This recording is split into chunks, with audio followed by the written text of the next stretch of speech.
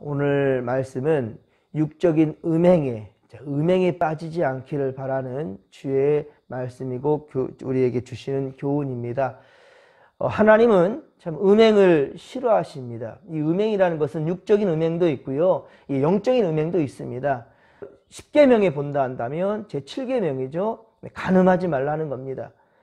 우리는 앞서 잠언서 2장 15에서 19절까지 이미 간음을 경계하는 말씀을 보았습니다.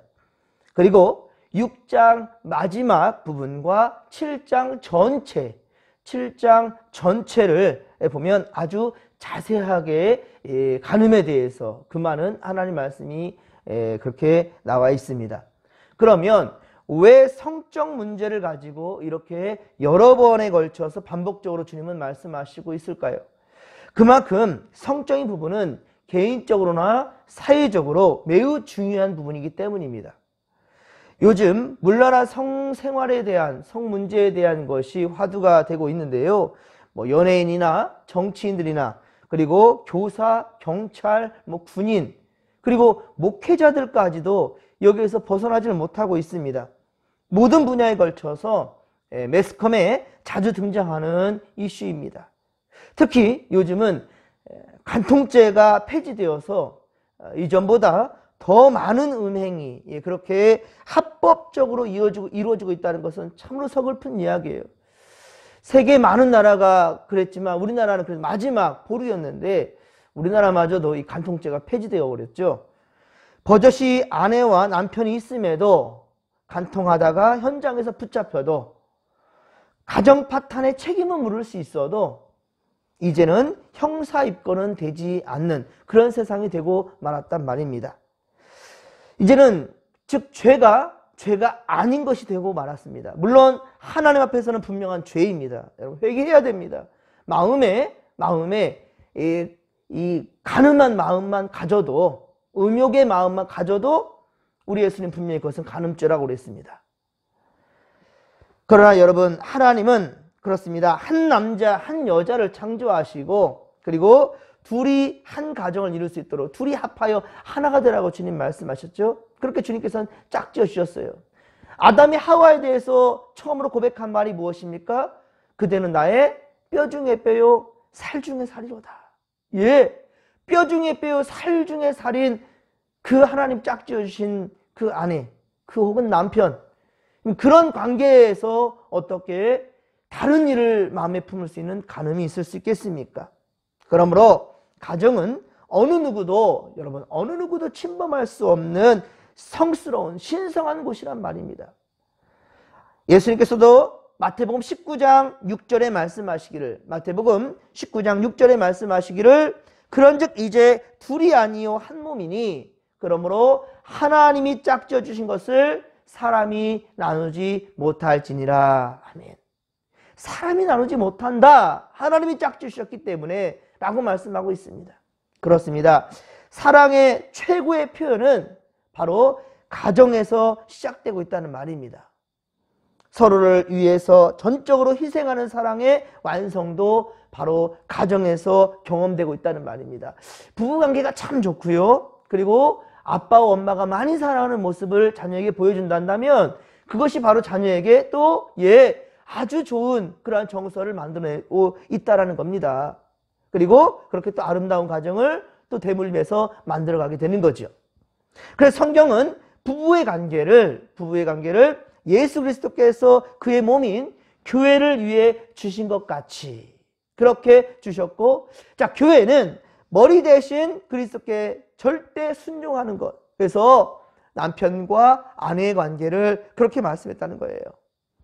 남편과 아내가 자신의 전부를 서로에게 믿고 그렇게 주지 못한다면, 서로가 서로에게 100% 신뢰하지 못하고 그 마음을 주지 못한다면 그 가정은 여러분 언제든지 무너질 수밖에 없어요. 만일 서로에게 부족한 것이 있다 한다는데 그 부족한 것을 다른 곳에서 만족을 찾으려 한다면, 서로에서 부족한 것을 채우지 못하여서 다른 데 눈을 돌린다 한다면 오늘 보면 3절 이하의 말씀처럼 처음에는 꿀처럼 달콤할지 몰라도 나중에는 어때요? 쑥처럼 쓰게 된다는 거예요. 쑥처럼 쓰고 칼날같이 날카로워서 결국 스올, 즉 지옥이지요. 예, 스올, 지옥으로 나아가게 된다는 말입니다.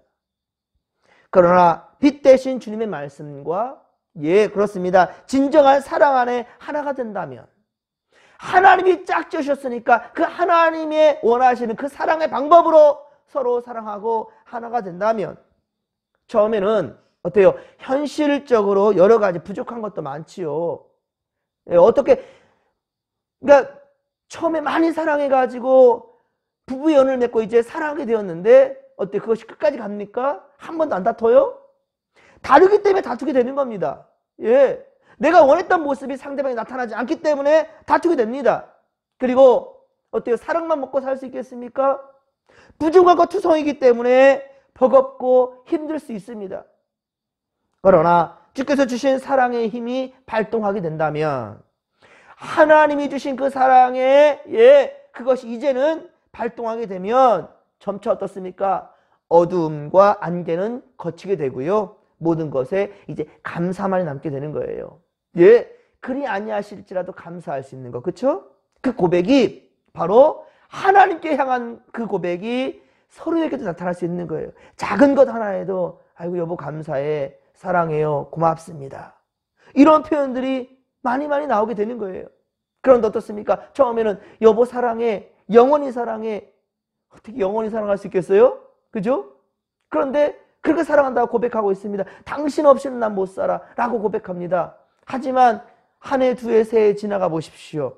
그 말들은 어느새 사라지고 짜증과 불평한 마음만 나오게 되지요. 하지만 말씀으로 계속해서 다스림을 받는 그런 부부와 그런 가정이란다면, 그런 사람이란다면 어떻습니까? 하나님께 감사함으로 찬양했던 사람이 아내와 혹은 남편에게 함부로 말할 수 있겠습니까? 하나님을 찬양해도 그 입술로 여보 사랑해, 감사해요, 하나님 때문에 당신을 사랑합니다 라고 고백할 수밖에 없는 거지요. 그렇습니다. 하나님은 우리 사람도 가정도 완성된 상태로 준 것이 아니란 말입니다. 예, 우리는 불완전한 상태예요. 그래서 시험도 들고 무너지고 넘어지기도 하죠. 그래서 그 불완전한 상태에 우리의 사회와 사람과 가정과 부부관계 모든 관계 속에서 하나님 무엇을 주셨는가? 사랑이라는 윤활유를 줬단 말입니다. 사랑이라는 영양분을 줬단 말입니다. 참고 배려하는 마음과 용서라는 또 치료제를 줬단 말입니다. 용서할 수 있는 것.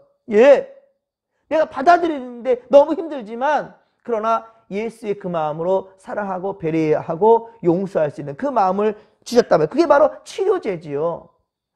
점차 그렇습니다. 더 완성되어 가도록, 즉 현재 진행형이라는 거예요. 우리는 완성품이 아니에요. 현재 진행형이라는 거예요. 이 사랑에 대해서 이 사회는 계속해서 예수님 닮아가며 주님 원하시는 세상으로 만들어갈 책임이 바로 우리에게 있다는 말입니다. 그렇습니다. 여러분, 부모도 다르고 우리가 자라온 환경도 다르잖아요. 특히나 어떻습니까? 남자 여자는 아예 그 성별 자체가 다르잖아요. 남자 여자 아예 성별 자체가 달라요. 어떻게 생각과 생활 방식이, 사고 방식이 100% 똑같을 수 있겠습니까? 그런 걸 원하는 자체가 이게 이기적인 마음이고요. 잘못된 거죠. 나는 이런 생각을 하니까 당신도 이대로 따라와라? 이거 문제인 거죠. 예. 제가 예전에 아내와 연애할 때 제가 감자탕을 너무너무 좋아했어요. 그래서 저 사람도 좋아할 것이라 생각하고 매주 만날 때마다 감자탕을 먹었어요. 그리고 이제 결혼을 해가지고 또 감자탕을 먹으려 하니까 우리 아내가 한 말이 그래요. 또 감자탕? 그런 당연히 좋아하잖아. 그거 당신이 좋아한 것이지. 물론 싫어하진 않지만 해도 너무한다 이거죠. 근데 저는 그것이 아내를 위하는 마음이라고 생각했어요. 좋아하는 거, 좋아하는 음식 해주니까. 그리고 아기가 이제 아기를 잉태했을 때, 우리 하준이가 이제, 임신했을 땐 제일 좋아하는 것을 만들어주는 것이 사랑의 표현이라고 생각했어요. 누구 관점에서? 내 생각에서. 그래서 감자탕을 만들었는데 못 먹는 거야, 아내가. 예, 더 이 뜻이 심해지는 거예요. 여러분, 한 번만 물어보면 돼요. 여보, 뭐 먹고 싶어? 여보, 뭐 하고 싶어? 물어보면 될 것을 항상 자기 관점에 생각하고 그것이 최선의 사랑이라고 생각하니까 착각이라는 거죠. 이기적인 것이라는 건 그건 사랑이 아니죠. 예, 여러분, 그렇습니다. 어떻게 내 생각과 저 사람의 생각이 100% 같을 수 있느냐? 같이 못해요. 근데 서로 만들어가는 겁니다. 그것이 바로 인생이지 않겠습니까? 우리는 이 세상에서 숨이 멈추는 그 순간까지 우리는 마지막, 그렇습니다. 이 세상에서 숨이 멈추는 그 순간까지 서로 맞추어가는 것이지요. 맞추어가는 겁니다. 아마 주님나라 갈 때까지 우리는 아마 끝까지 끊임없이 비우고 또 비우여만, 예, 내 생각을 비우고 상대를 배려하면서 하나 되어져가는 그 과정은 바로 주님 부르실 때까지 멈추지 않을 것입니다. 그것이 인생이지 않겠냐는 말이에요. 그리고 그 인생에 함께하는 것이 하나님이 우리에게 허락하신 삶의 영역이라는 말이죠. 그래서 오늘 보면 8절에 말씀합니다. 8절에 말씀하기를 내 길을 그에게 멀리하라. 그의 진문에도 가까이 하지 말라. 어디에? 바로 음녀의 집에. 우리 아내, 우리 남편이 아닌 다른 상대에게 가까이 하지 말라는 겁니다. 더 아름답고 멋진 다른 가정과 다른 이성이 눈에 보인다고 할지라도, 예, 눈에 보인다 할지라도 가까이 해서는 안 된다라고 주님 말씀하십니다. 그렇습니다. 완벽한 것처럼 보이지만 결국에는 어때요? 처참하게 망하는 지옥길이 될 거라는 거예요. 아브라함도 보십시오. 분명 부인인 본처인 이 사라에게서 하나님께서는 약속하신 씨가 있다.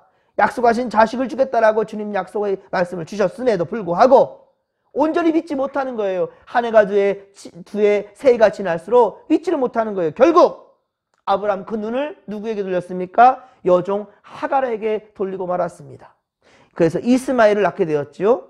보십시오. 지금까지도 이삭의 후손 유대인들과 이스마엘의 후손인 아랍인들은 지금도 서로 못 죽여서 안달이에요.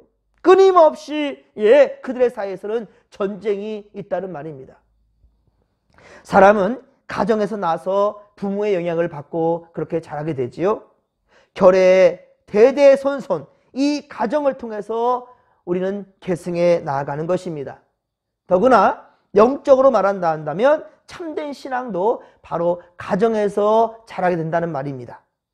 사도 바울이 젊은 종 믿음의 아들 디모데에게, 사도 바울이 자기가 가르쳤던 참 사랑하는 제자 디모데에게, 예, 보낸 편지에서 보면 디모데 후서 1장 5절, 디모데 후서 1장 5절에 보면 디모데의 마음속에 거짓이 없는 믿음을 가지게 된 것은, 자, 그 디모데의 삶 속에서 거짓이 없는 그 믿음을 보게 되었단 말입니다. 근데 이 믿음은 어디에서 비롯되었는가? 그의 외조모 로이스, 예, 외조모 로이스와 그의 어머니 유니게, 외조모 로이스와 어머니 유니게로부터 그 믿음, 거짓 없는 정직한 믿음을 계속 물려받게 되었단 말입니다. 즉 신앙은 가정을 통해서 계승된다라는 말입니다. 더구나 가정은 흔히 사회와 국가의 기본 단위라고도 합니다. 그렇습니다. 가정은 사회 질서의 기초가 됩니다. 어느 사회나 어느 나라나 가정이 문란하고 가정의 질서가 파괴되면 그 사회는 혼란에 빠지게 되는 겁니다. 여러분, AD 79년 예수님 오신 이후 79년 8월 24일 폼페이는 멸망했습니다. 원인은 화산 폭발이라고 말하지만 그러나 계속해 발견되는 그런 유물들을 통해서 알게 된 건 뭐냐면 상당히 폼페이 그 도시가 음란의 도시였다는 말입니다. 소돔과 고모라 성이 생각날 정도로. 예, 그렇습니다. 그 멸망한 원인, 소돔과 고모라가 멸망한 그 원인도 무엇입니까? 바로 창세기 19장에 보듯이 바로 음란이었단 말입니다. 귀하고 신성한 가정의 거룩한 질서가 깨어지고 순결함이 없어질 때, 그렇습니다, 가정의 행복은 없어지게 돼요. 예, 사회는 혼란에 빠지고 결국은 멸망을 면치 못하게 된다는 말입니다. 요즘 TV에서 연예인들의 노출의 수위는 점점 더 높아만 가는 것 같습니다. 정말로 한 가족이 둘러앉아 TV를 보기에 민망할 정도로. 그리고 분별 없는 청소년들은 어떻습니까? 이대로 다 따라하지요. 그리고 그것을 제지하는 부모에게 정말로 구태적인 라떼 시대를 얘기한다라고 하면서 오히려 갈등을 그렇게 낳고 있는 것을 보게 됩니다. 여러분, 노출이 표현의 자유라고 말하고 있지만 그만큼 성적 요구는 더 커져만 가고 있고요. 그리고 성폭력과 음행은 끊이지 않고 그렇게 발생하고 있단 말입니다. 여러분, 바알과 아세라 우상의 핵심이 무엇인지 아십니까? 바알과 아세라 이 핵심, 그 우상들의 핵심은 음행입니다. 음란이었습니다. 그렇습니다. 오늘 보면 11절 이하에 보듯이 더 후회하기 전에 우리는 정신 차려야 됩니다. 이 세상 정신 차려야 됩니다. 우리 부모들은 더욱 하나님의 말씀에 영적으로 깨어 있어야 된다는 거예요. 그리고 자녀들은 부모들의 바른 가르침을 귀를 기울이고 들어야 된다는 거예요. 더 후회하기 전에. 14절, 오늘 보면 14절을 함께 읽겠습니다. 많은 무리들이 모인 중에서 큰 죄악에 빠지게 되었노라 하게 될까 염려하노라. 아멘. 그렇습니다. 사랑하는 성도 여러분, 우리는 더 큰 죄악길에 빠지기 전에, 더 크게 후회하기 전에 말씀 앞으로 나아가야 됩니다. 하나님께서 원하는 길, 그 길을 바라봐야 될 것입니다. 하나님 싫어하는 것, 10계명에 7계명까지 나와 있는 부분이잖아요. 음행하지 말라는 거예요. 간음하지 말라는 겁니다.